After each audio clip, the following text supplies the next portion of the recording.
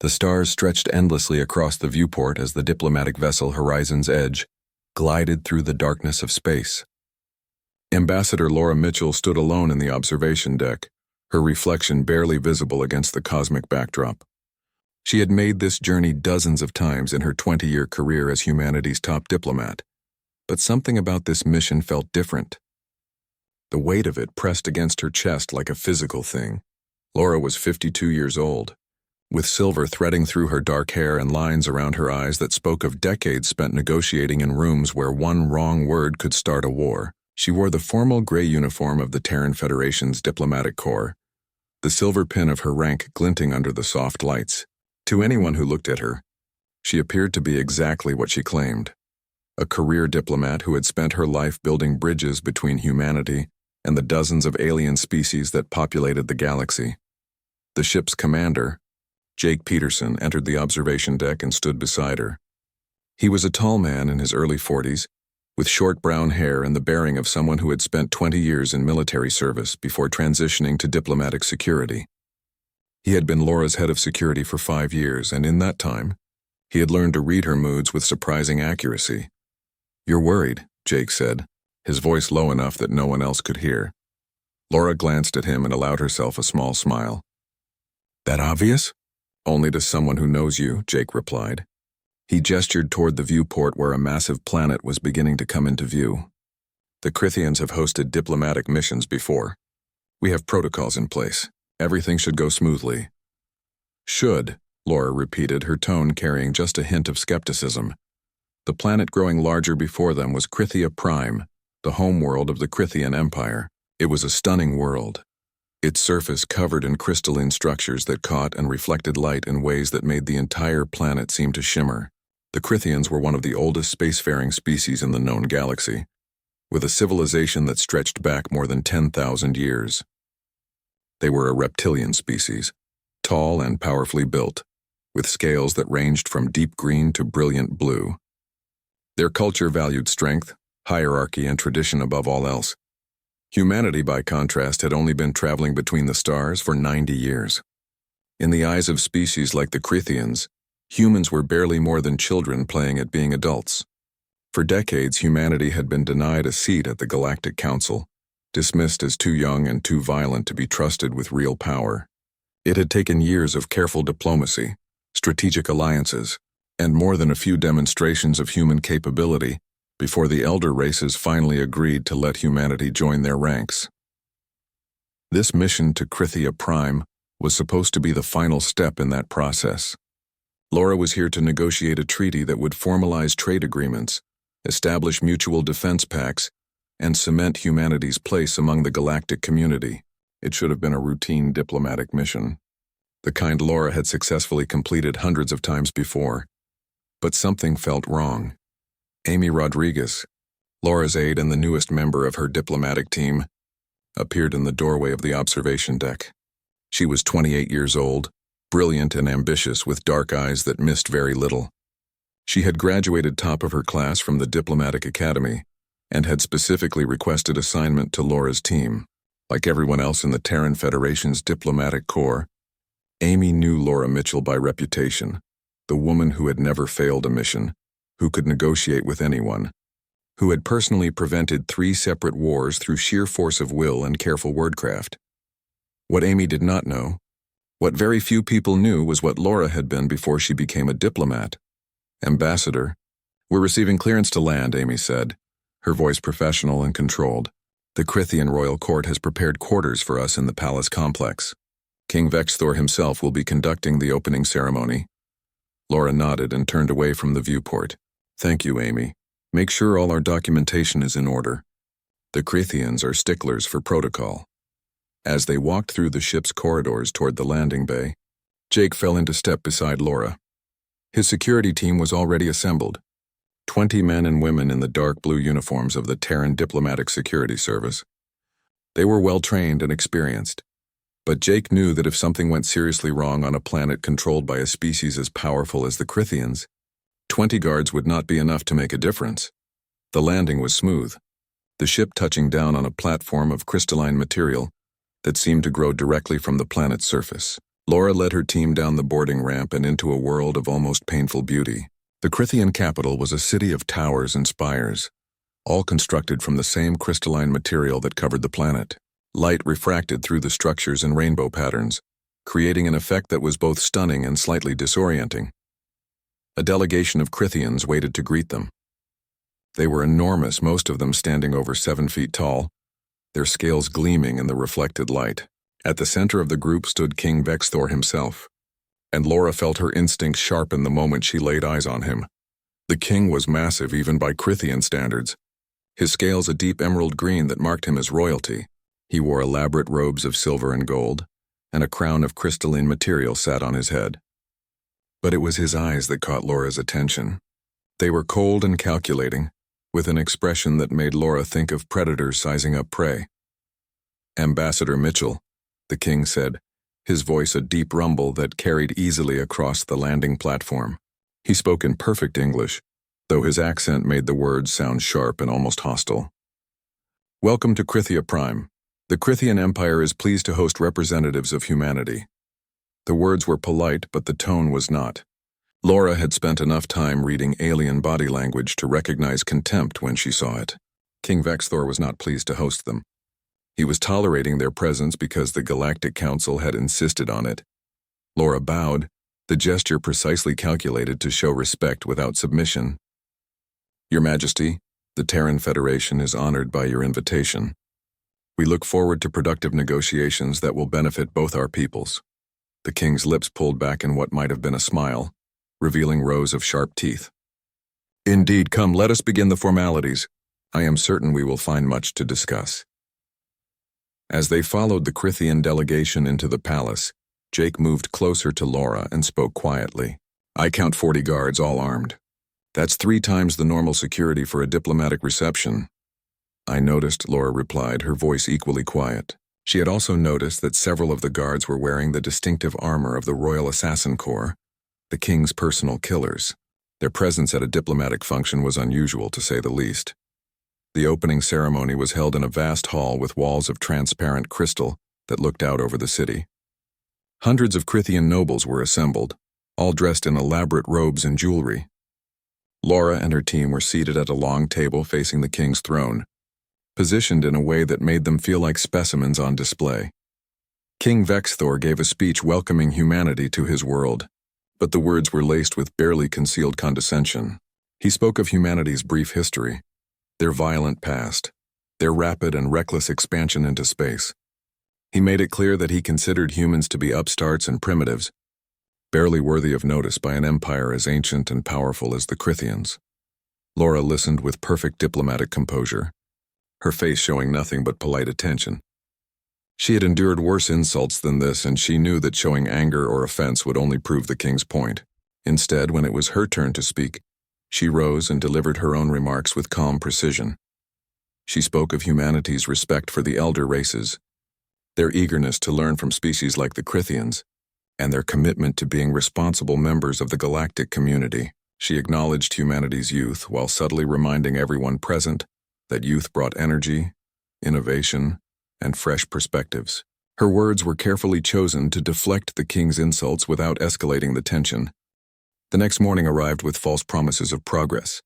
Laura sat in a conference room that overlooked the crystalline city, surrounded by Crithian officials who seemed more interested in wasting time than actually negotiating. The treaty documents lay spread across the table, hundreds of pages written in both English and the flowing script of the Crithian language. Amy worked beside Laura, taking notes and cross-referencing clauses with the documents they had brought from Earth. Jake stood near the door with 2 of his security officers, watching everyone in the room with the careful attention of someone who expected trouble. The Crithian negotiators spoke in circles, offering vague promises and abstract concepts instead of concrete terms. By midday, Laura had grown tired of the games. She excused herself for a break and returned to her assigned quarters with Amy, following close behind.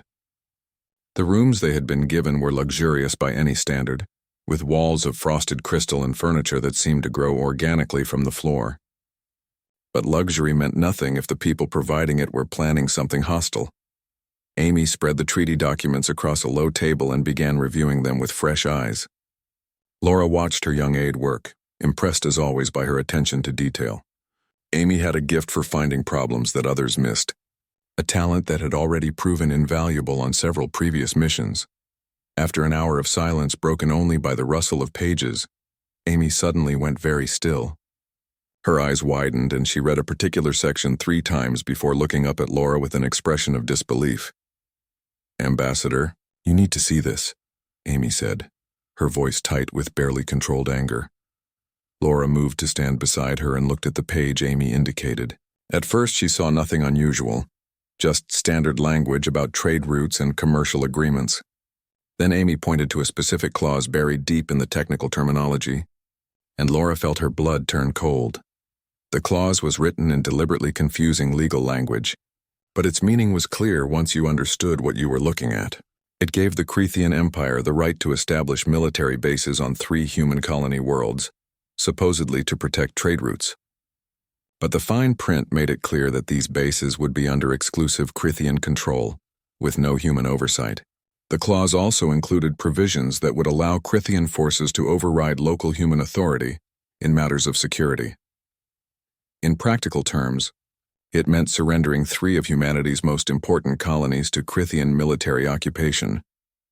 Laura felt a familiar coldness settle over her, the same feeling she used to get years ago when she realized someone was trying to kill her. This treaty was not a partnership agreement. It was a trap designed to give the Cretheans control over human territory without firing a single shot. "We need to inform the Federation immediately," Amy said, already reaching for her communication device. "No," Laura said quietly. "Not yet. First we need to confirm this is what I think it is. There's a chance this is a mistake, a translation error." Amy looked at her with doubt clearly written on her face. "Ambassador, this is too specific to be an accident." "I know," Laura agreed. "But we follow protocol. We give them a chance to explain." The afternoon negotiation session started badly and got worse. Laura brought up the problematic clause in a calm, professional manner, suggesting that there might have been a misunderstanding in how the terms were written. The Crethean negotiators exchanged glances and then claimed they would need to consult with the king about the matter. An hour later, King Vexthor himself entered the conference room.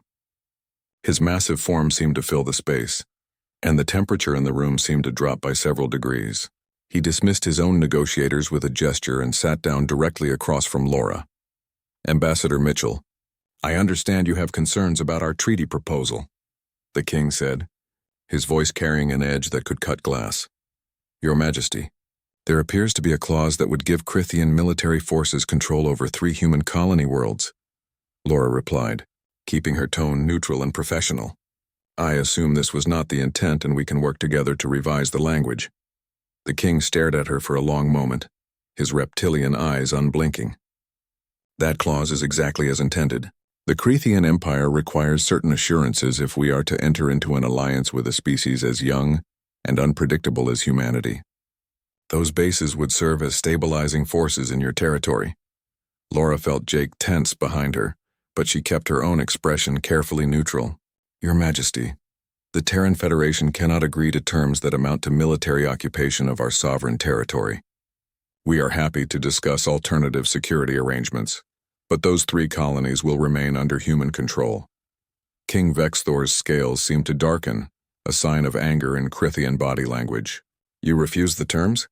I cannot sign a treaty that violates the fundamental principles of human sovereignty," Laura said simply. "I am certain we can find a compromise that addresses your security concerns without compromising ours." The king stood abruptly, his full height making him tower over everyone in the room. "You come to my world, accept my hospitality, and then dare to reject the generous terms I offer? Perhaps humanity is too proud for their own good, too stupid to recognize when they are being offered a gift." Laura stood as well, meeting his gaze without flinching. "Your Majesty, the Terran Federation seeks friendship and cooperation with the Crethean Empire, but we will not purchase that friendship by surrendering our independence. We are prepared to negotiate in good faith, but we will not be bullied or threatened into accepting unacceptable terms." The silence that followed was heavy enough to crush stone. Every Crethean in the room stared at Laura with expressions ranging from shock to barely concealed rage. No one spoke to King Vexthor that way, especially not a representative of a species he considered inferior. The king leaned forward, bringing his face close to Laura's. She could smell the strange metallic scent of Crithian biology, could see the anger burning in his eyes. You have 1 day to reconsider your position, Ambassador. 1 day to recognize the error of your pride. If you do not sign the treaty as written, you and your entire delegation will be expelled from Crithian space, and the Crithian Empire will make certain that every other species in the galaxy knows that humanity cannot be trusted to honor their agreements. That is your right, Your Majesty, Laura replied calmly, just as it is my right to refuse to sign a treaty that does not serve the interests of the people I represent. King Vexthor straightened and turned toward the door. 1 day, Ambassador. I suggest you use it wisely. After the king and his entourage had left, Jake immediately began making arrangements to evacuate the delegation back to their ship. Laura stopped him with a gesture. Not yet, she said. We still have time to find a diplomatic solution. Laura, that was a threat, Jake said, using her first name in a way he rarely did in front of others. He essentially told you to surrender or face consequences. I know what he said, Laura replied, and I know what he meant. But we don't abandon a mission just because someone makes threats. We came here to negotiate a treaty, and that's what we're going to do. Amy looked between them, uncertainty clear on her face. Ambassador, what if he's not bluffing? What if he really does mean to make an example of us? Laura turned to look at her young aide, and for just a moment Amy saw something flicker in Laura's eyes, something cold and dangerous that had nothing to do with diplomacy. Then he will learn that making examples of humans is a very poor decision, Laura said quietly. That evening, Laura insisted that Jake take the rest of the security team and Amy back to the ship. She claimed she wanted time alone to review alternative treaty proposals, to find some angle they might have missed that could salvage the negotiations, Jake argued. But Laura pulled rank and ordered him to comply. After they left, Laura sat alone in her quarters, listening to the strange sounds of the alien city outside her windows. She reviewed files on her data tablet, but her mind was elsewhere, running through scenarios and possibilities. Her instincts, honed by decades of experience in situations far more dangerous than most people could imagine, were screaming at her that something bad was coming. She was not surprised when her door exploded inward at exactly midnight. The crystal door shattered into 1,000 glittering pieces, and 6 figures rushed through the opening with weapons drawn. They were Crithian warriors, but not ordinary soldiers. Laura recognized the distinctive black armor of the Royal Assassin Corps, the king's personal killers. Each one was a veteran of hundreds of battles, trained from childhood in the art of death. The leader of the group, a massive Crithian with scars crossing his face, pointed his weapon at Laura. Ambassador Laura Mitchell, by order of King Vexthor, you are sentenced to death for crimes against the Crithian Empire. Your death will serve as a lesson to humanity about the price of arrogance. Laura stood slowly from her chair, her hands visible and empty. She looked at the 6 assassins with an expression that was almost sad. The king sent you to kill an unarmed diplomat in her sleep. How very brave. The scarred leader laughed, a harsh sound that echoed off the crystal walls. Mock us if you wish, human. Your words will die with you. When we are finished here, we will claim you attacked us, forcing us to defend. Laura moved faster than any of the assassins expected. Her hand shot out and grabbed the weapon from the scarred leader before he could fire, twisting it away with a motion that looked effortless but required perfect timing and strength that surprised even her. The leader stumbled forward as his weapon was torn from his grip, and Laura's elbow connected with his throat in a strike that crushed his windpipe. He fell gasping to the floor. The other 5 assassins reacted instantly, their training taking over. They spread out in a practiced pattern, meant to surround and overwhelm a single target. But Laura was no longer where they expected her to be. She had already moved to the side, using the ornate fountain in the corner of her quarters as cover. The crystal basin shattered under weapons fire, sending shards of razor-sharp material flying in all directions. Laura caught one of the larger shards and threw it with deadly accuracy. It embedded itself in the neck of the nearest assassin, who dropped his weapon and clutched at the wound with both hands. Before the others could adjust, Laura was moving again, her body flowing through combat movements that spoke of decades of practice and real experience. The 3rd assassin tried to tackle her, using his superior size and strength to pin her down. Laura twisted at the last second and used his own momentum against him, redirecting his charge into the crystal wall with enough force that the impact could be heard throughout the palace wing. He slid to the floor and did not get up. The remaining 3 assassins began to realize they were not fighting an ordinary diplomat. They moved more carefully now, trying to coordinate their attacks. One of them spoke rapidly into a communication device, calling for reinforcements. Laura could not allow that. She moved forward in a blur of motion, her hands striking pressure points in vital areas with surgical precision. The Crithian anatomy was different from human, but Laura had studied it extensively during her previous life. She knew exactly where to hit to cause maximum damage. The 4th assassin went down with both legs broken, his weapon clattering uselessly across the floor.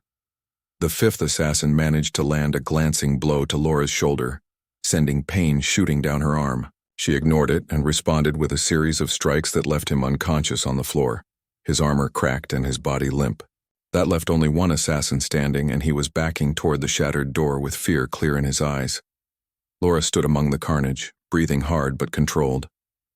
Her diplomatic robes were torn and stained with blood, both human and Crithian. Her shoulder throbbed where she had been hit, but nothing felt broken. She looked at the last assassin and spoke in a voice that was calm and cold. "Tell your king that if he wants me dead, he will need to send better killers." The assassin turned and ran, his footsteps echoing down the corridor outside. Laura let him go. She needed someone to carry the message back to King Vexthor, to let him know that his plan had failed spectacularly. Jake and his security team arrived less than 2 minutes later, weapons drawn and ready for a fight. They stopped dead when they saw the scene before them. 5 elite Crithian assassins lay scattered across Laura's quarters, dead or dying. The room itself was destroyed, furniture smashed and crystal shattered. And in the center of it all stood Laura Mitchell, looking like some ancient warrior goddess from human mythology. Jake holstered his weapon and walked slowly toward her, his eyes taking in every detail of the scene. He had read Laura's classified file years ago, the one that only the highest levels of Terran military command could access. He knew about her past, about the things she had done before becoming a diplomat. But knowing something intellectually and seeing the evidence of it in front of you were 2 very different things. "Laura, are you hurt?" he asked, his voice steady despite the shock he felt. "Nothing serious," she replied. She walked to a chair that was somehow still intact and sat down heavily. The adrenaline was starting to wear off, and she could feel every bruise and strain making itself known. "The king sent assassins to kill me and make it look like I attacked first. One of them got away to carry the message back." Jake immediately began issuing orders to his team. Half of them secured the corridor outside, while the other half began documenting the scene and checking the fallen assassins for intelligence. Amy appeared in the doorway moments later, her face pale with shock. "Ambassador, we need to evacuate immediately," Amy said, her training trying to reassert itself despite the horror of what she was seeing. "If the king is willing to order your assassination, he will not stop with 1 attempt." "She's right," Jake added. "We need to get back to the ship and request emergency extraction." "This mission is over." Laura shook her head slowly. "No, we stay." Both Jake and Amy stared at her as if she had lost her mind. Jake knelt down so he was at eye level with her. "Laura, the king of the Crithian Empire just tried to have you murdered. We cannot stay here. It is not safe." "Nowhere is safe if we run now," Laura replied. "The king made his move because he thought he could kill me quietly and blame humanity for breaking diplomatic protocol. He thought he could use my death to discredit us in front of the entire galaxy. If we run now, it proves that humans can be intimidated and threatened. It proves that we are weak, so what do you suggest?" Amy asked, her voice shaking slightly. "We cannot fight an entire planet." Laura stood up and walked to the shattered window, looking out over the crystalline city below. Lights glowed in thousands of buildings, and she could see Crethian citizens going about their lives, unaware of what had just happened in the palace above them. "We do not need to fight an entire planet," Laura said quietly. "We just need to make one king understand that he made a terrible mistake." Jake felt a chill run down his spine. He had seen that look on Laura's face before, during a hostage situation on a frontier colony 3 years ago. It was the look of someone who had stopped thinking like a diplomat and started thinking like a predator. "What are you planning?" Jake asked, though part of him was not sure he wanted to know the answer. Laura turned to face him, and her eyes were hard as steel. "Contact the Terran Federation. Tell them what happened here and request authorization for Contingency Protocol 7. Jake's eyes widened. Contingency Protocol 7 was not part of the standard diplomatic procedures. It was a military authorization that gave field operatives unlimited discretion to handle threats to Federation interests using any means necessary. It was the authorization that Laura Mitchell had operated under during her previous career, when she was someone else entirely. Laura, if you invoke Protocol 7, there is no going back, Jake said carefully. Everyone will know what you are, what you were. They are going to find out anyway, Laura replied. The king will make certain of that. He will tell everyone that his assassins were killed by a human diplomat, and people will start asking questions about how a diplomat could defeat 6 elite warriors. Better that we control the narrative than let him do it. Amy was looking between them with growing confusion. I do not understand. What are you talking about? What was the ambassador before she became a diplomat? Jake looked at Laura, silently asking permission to explain. Laura nodded once, and Jake turned to Amy. Before Laura Mitchell became the Terran Federation's top diplomat, she was their most effective covert operative. Jake said quietly. She spent 20 years working in the shadows, preventing wars before they could start, eliminating threats that conventional military forces could not touch. She had a lot of different code names and cover identities, but the one that stuck, the one that enemy intelligence services used to scare their own operatives, was Baba Yaga. Amy stared at Laura with new understanding dawning in her eyes. The Baba Yaga? I thought that was just a legend. Intelligence community ghost stories. Legends have to start somewhere, Laura said with a slight smile. I retired from that life 15 years ago because I wanted to solve problems with words instead of violence. But King Vexthor has made it clear that words are not going to work here, so we go to Plan B, which is, Amy asked. Laura walked to her personal storage locker and began pulling out items that had nothing to do with diplomacy. A slim black bodysuit designed to defeat most sensor systems, a set of tools that could open any lock or disable any security system. A compact weapon that was illegal under a dozen different galactic treaties.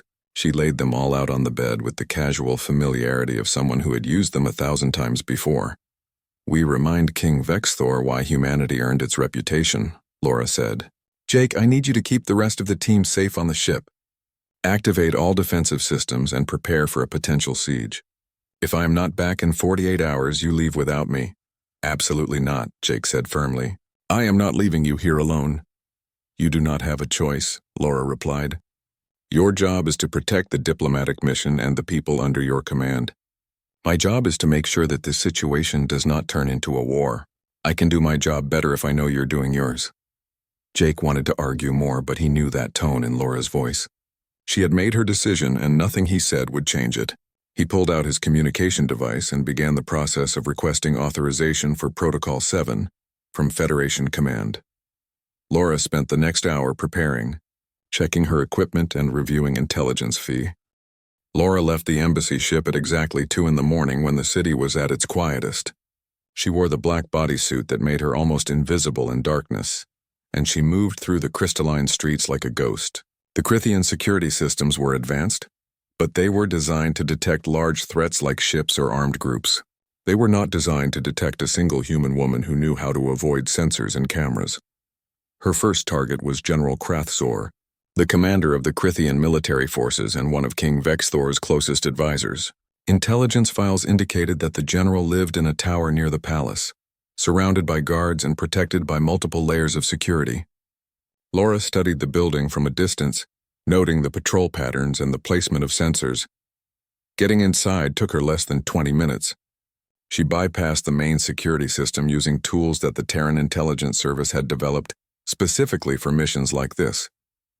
The guards never saw her pass and the cameras never recorded her presence. She moved through the building like smoke, silent and invisible. General Krathzor was asleep in his quarters when Laura appeared beside his bed. She placed one hand over his mouth and waited for his eyes to open. When they did, she saw the confusion turn to shock and then to fear as he realized what was happening. Do not make a sound, Laura whispered in perfect Crithian. I am here to deliver a message. The general nodded slowly, his eyes wide with terror.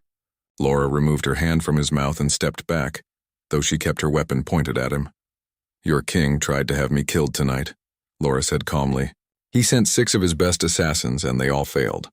Now I want you to understand something very important. If anything happens to any member of my delegation, if any human is harmed on this planet, I will come back. And next time I will not be delivering messages." The general found his voice, though it shook slightly. "You are threatening a general of the Crithian Empire in his own home. This is an act of war." "No," Laura replied. "This is a demonstration. Your king believes that humans are weak because we prefer diplomacy to violence. He believes we can be pushed around and intimidated. I am here to show him how wrong he is." She moved to the window and looked out over the city. "I spent 5 years living among your people, General. I learned your language, your customs, your history. I know things about the Crithian Empire that even most Crithians do not know. For example, I know about the hidden accounts where you and other military leaders have been stealing resources meant for your soldiers. I know about the weapons deals you have been making with criminal organizations. Would you like me to share this information with your people?" The general's face went pale, his scales losing their color. "How do you know about that?" "Because finding secrets is what I do," Laura said. "And before I was a diplomat, I was very good at my job." She walked to his desk and placed a small data chip on the surface. "That contains evidence of your corruption and the corruption of 3 other generals. I have already sent copies to several journalists and opposition politicians. Whether that information becomes public depends on what happens in the next few days. If my delegation is allowed to leave this planet safely, if no further attempts are made on our lives, then those files remain private. But if anything happens to us, the files will be released automatically." Laura moved toward the door, then paused and looked back at the general. "Tell your king that the next time he wants to kill a human diplomat, he should make sure he knows who he is dealing with first." She disappeared into the shadows, leaving the general sitting in his bed with his hands shaking. Over the next 2 nights, Laura visited 3 more of King Vexthor's closest advisors. Each time, she appeared like a ghost in places that should have been impossible to reach. She left each of them alive but terrified, with the same message and the same threat. News of these visits spread quickly through the upper levels of Crithian government, creating panic and confusion. The Crithian security forces tried to find her, but she was always 1 step ahead. Their sensors detected nothing, their cameras showed nothing, and their patrols found nothing. It was as if a phantom was haunting the palace, a spirit that could not be caught or stopped. Rumors began to spread among the Crithian soldiers, whispers about a human demon that could walk through walls and disappear like smoke. On the morning of the 4th day after the assassination attempt, King Vexthor could no longer ignore what was happening. His advisors were frightened, his generals were paranoid, and morale among his guards was collapsing. He called a meeting of his war council and demanded answers. "How can one human woman evade our entire security apparatus?" the king roared, his voice echoing through the throne room. "We have the most advanced surveillance systems in the galaxy. We have thousands of trained soldiers, and yet this diplomat moves through our capital like she owns it." His intelligence chief, a smaller Crithian with gray scales, spoke hesitantly. "Your Majesty, we have been investigating Ambassador Mitchell's background. What we found is disturbing." The king gestured impatiently for him to continue. "Before she became a diplomat, Laura Mitchell worked for Terran intelligence under several different identities," the intelligence chief said. "Her record is heavily classified, but we were able to piece together some information. She was involved in operations on at least 15 different worlds." Enemy agents called her by a name from human mythology, Baba Yaga. What does that mean? The king demanded. "According to human folklore, Baba Yaga is a witch who lives in the forest and cannot be killed," the intelligence chief explained. In the intelligence community, the name became associated with an operative who seemed impossible to stop. Someone who could infiltrate anywhere, eliminate anyone, and disappear without a trace. Most people thought it was just a legend. Multiple operatives using the same name. But our investigation suggests it was one person. Laura Mitchell. The throne room fell silent as the implications sank in. King Vexthor had ordered the assassination of someone who had spent 20 years as humanity's most dangerous covert operative. He had treated her like an ordinary diplomat when she was actually a trained killer with decades of experience. Why would the humans send someone like that as a diplomat? One of the generals asked. Because she is their best negotiator, the intelligence chief replied. Her success rate is perfect. She has never failed a mission.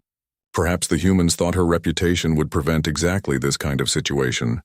King Vexthor stood from his throne, and walked to the massive windows that overlooked his capital. He could see his beautiful city spread out below him, but now it felt less like his domain and more like a hunting ground, where he was the prey. "Bring the human delegation here," the king ordered. "All of them. I will speak with Ambassador Mitchell directly." 2 hours later, Laura walked into the throne room with Jake and Amy beside her. She wore her formal diplomatic uniform again, cleaned and repaired, looking every bit the professional diplomat. But everyone in the room now knew what lay beneath that civilized exterior. King Vexthor studied her as she approached, seeing her with new eyes. She moved with the grace of a trained fighter, and her eyes missed nothing as she scanned the room for threats. How had he not noticed these things before? "Ambassador Mitchell," the king said, his voice carefully controlled. "It seems we have had some misunderstandings." "Indeed, Your Majesty," Laura replied, her tone perfectly diplomatic. "I am glad we have the opportunity to address them." The king descended from his throne and walked toward her, stopping a few meters away. His guards tensed, but he waved them back. "You have been moving through my capital at night, visiting my advisors and generals. This could be considered an act of war." "With respect, Your Majesty, you sent assassins to murder me in my sleep," Laura replied calmly. "That was an act of war. What I did was simply ensure that such a mistake would not be repeated." The king's jaw tightened, but he nodded slowly. "You have made your point. You have demonstrated that humanity is not as weak as I believed. But now we have a problem. My people know that a human violated our security and threatened our military commanders. They demand a response." Laura met his gaze without flinching. "Then let me offer you a solution. You can tell your people the truth, that you attempted to murder an unarmed diplomat and that diplomat defended herself and her delegation using skills she learned during her previous career. Or you can tell them that you and I reached a new understanding, one based on mutual respect rather than attempted intimidation." "And what would this new understanding look like?" the king asked. "We negotiate a real treaty," Laura said. "One that benefits both our peoples without requiring either side to surrender their sovereignty. We establish trade agreements, cultural exchanges, and mutual defense pacts that are fair and balanced. And we do it quickly, before this situation escalates further." The king was silent for a long moment, considering his options. Finally, he spoke. "You have defeated my assassins, evaded my security forces, and terrified my advisors. You have proven that humanity is more dangerous than I gave them credit for. Very well, Ambassador Mitchell. We will negotiate a new treaty. But I have one condition." "Which is?" Laura asked. "You must tell me how you learned to speak ancient Crithian dialect." The treaty negotiations began again the next morning, but everything had changed. King Vexthor himself sat at the negotiating table instead of sending his subordinates, and his entire attitude was different. He listened when Laura spoke, considered her proposals carefully, and offered genuine compromises instead of veiled threats. The other Crithian negotiators followed their king's lead, treating the human delegation with a respect that had been absent before. Laura worked through the treaty documents line by line with Amy's assistance, removing the problematic clauses and replacing them with fair terms that benefited both species. They established trade routes that would bring prosperity to both human and Crithian worlds. They created cultural exchange programs that would help each species understand the other better. They outlined mutual defense agreements that respected the sovereignty of both peoples, while acknowledging their shared interests in galactic stability. Jake stood watch during the negotiations, but he was no longer worried about assassination attempts. The Crithian guards who lined the conference room walls looked at Laura with something approaching awe, and Jake had heard the whispers among them. They called her the Shadow Walker, the human who could not be stopped, the diplomat who was also a warrior. The story of what she had done was spreading through the palace and beyond, taking on mythical proportions with each retelling. After 3 days of intensive negotiations, the new treaty was complete. It was a document that both sides could be proud of, one that established humanity and the Crithian Empire as true partners, rather than master and servant. The signing ceremony was scheduled for the following day, and this time it would be a genuine celebration rather than a thinly veiled insult. That evening, Laura stood once again in the observation deck of the horizon's edge, looking out at the crystalline city below. She was tired in a way that had nothing to do with physical exhaustion. She had not wanted to become Baba Yaga again, had not wanted to use those old skills and that old identity.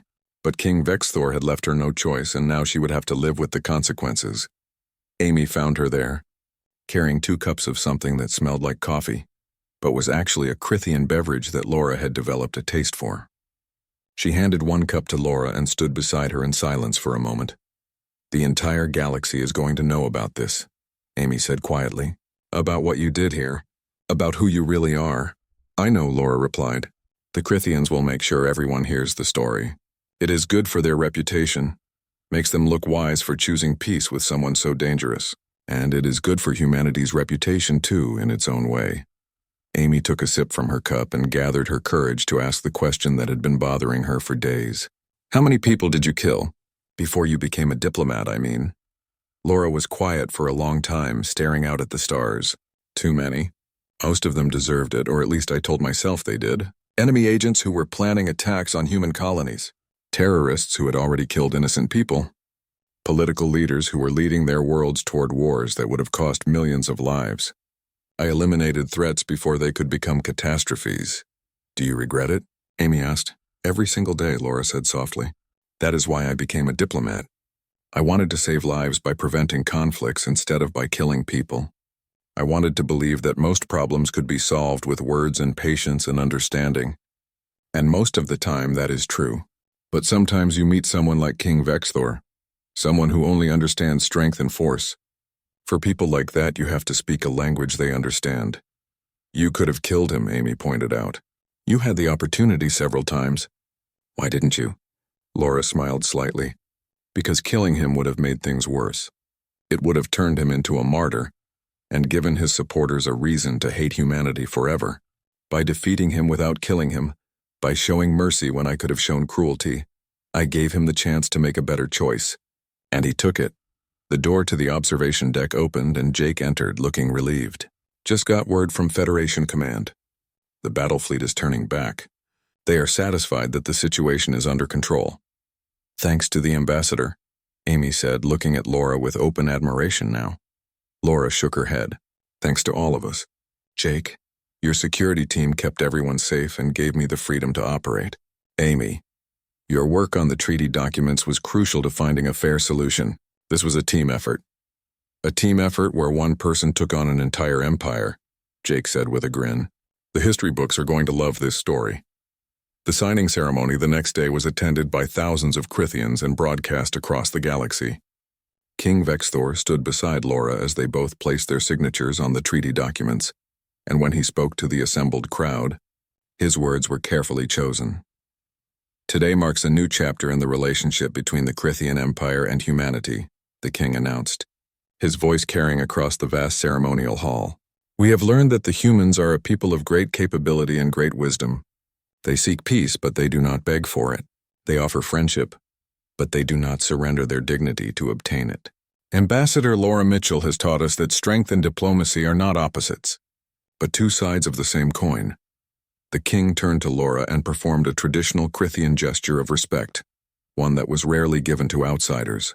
The crowd erupted in applause, and Laura returned the gesture with equal formality. Later that day, as the Horizon's Edge prepared to depart Krithia Prime, Prince Zekmar approached Laura privately. He was the king's younger brother, a scholar and diplomat who had opposed his brother's aggressive policies from the beginning. "Ambassador Mitchell, I wanted to thank you personally," Zekmar said. "My brother was leading our empire down a dangerous path. His pride and his prejudice were going to destroy everything our ancestors built. You stopped him without destroying him, and for that you have my eternal gratitude." "I just did my job," Laura replied, "though perhaps not in the way I originally intended." Zekmar smiled. "You did more than your job. You reminded my brother that wisdom requires humility, and that power without respect is tyranny. He will be a better king because of you. And perhaps more importantly, you have given humanity a reputation that will serve them well in the years to come." "What kind of reputation?" Laura asked, though she suspected she already knew the answer. "The reputation of a people who should be treated as equals," Zekmar said. "The elder races have looked down on humanity for decades, dismissing you as young and reckless. Now they will think twice before insulting or threatening a human diplomat. They will remember the story of Baba Yaga, the witch who walks through walls and brings down kings. As the horizon's edge lifted off from Krithia Prime, Laura sat with Jake and Amy in the ship's common area. Amy was reviewing the finalized treaty with obvious satisfaction, while Jake was already writing his security report about the mission. Laura just sat quietly, feeling the weight of what had happened settling onto her shoulders. "You know this changes everything," Jake said, looking up from his datapad. "Federation Command is going to want to use you differently now. They are going to send you to the hardest cases, the situations where normal diplomacy has failed." "Let them," Laura replied. "If my reputation can prevent wars or save lives, then it is worth it. I would rather be feared and keep the peace than be ignored and watch conflicts spiral out of control." Amy closed her datapad and looked at Laura with a mixture of respect and curiosity. "Can I ask you something personal?" "Go ahead," Laura said. "Do you miss it? Being Baba Yaga, I mean. The action and the danger and the clarity of it all." Laura considered the question carefully. "No, I do not miss the killing or the fear or the loneliness of that life. But I would be lying if I said I do not miss the simplicity of it sometimes. When you are an operative, problems have clear solutions. You eliminate the threat and move on. As a diplomat, everything is complicated and messy and uncertain. You have to trust that words will work, even when every instinct tells you they will not." "But words did work," Amy pointed out. "Eventually, you found a way to make King Vexthor listen." "I made him afraid first," Laura corrected. "Then he was willing to listen. That is not exactly the diplomatic process we teach at the academy." Jake laughed. "No, but it is effective. And honestly, I think the galaxy needs more diplomats like you. People who understand that peace is not about being weak or passive. It is about being strong enough that no one wants to fight you, and wise enough to choose negotiation over violence whenever possible." Laura smiled at that. "When did you become a philosopher, Commander?" "When I started working for you," Jake replied. "You force people to think about these things." The journey back to Earth took 2 weeks, and during that time, news of what had happened on Krithia Prime spread across the galaxy. The story grew with each retelling, becoming more dramatic and more legendary. Some versions claimed that Laura had fought 50 assassins. Others said she had infiltrated the palace and held a knife to the king's throat. A few even suggested she had used mystical powers or advanced technology. Laura ignored most of the gossip, but she paid attention to one particular development: the Galactic Count.